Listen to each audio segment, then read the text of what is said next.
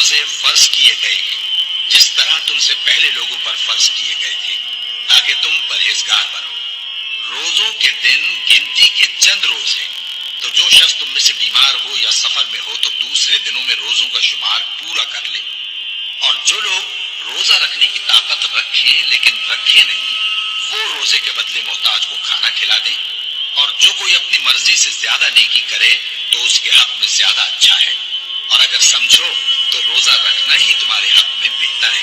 روزوں کا مہینہ رمضان کا مہینہ ہے جس میں قرآن اول نازل ہوا، جو لوگوں کا رہنما ہے اور جس میں ہدایت کی کھلی نشانیاں ہیں اور جو حق و باطل کو الگ الگ کرنے والا ہے۔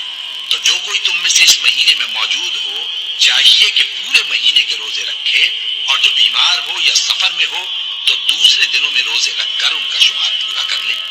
اللہ تمہارے حق میں آسانی چاہتا ہے اور سختی نہیں چاہتا، اور یہ آسانی کا حکم اس لیے دیا گیا ہے کہ تم روزوں کا شمار پورا کر لو، اور اس احسان کے بدلے کہ اللہ نے تم کو ہدایت بخشی ہے تم اس کو بزرگی سے یاد کرو اور اس کا شکر کرو۔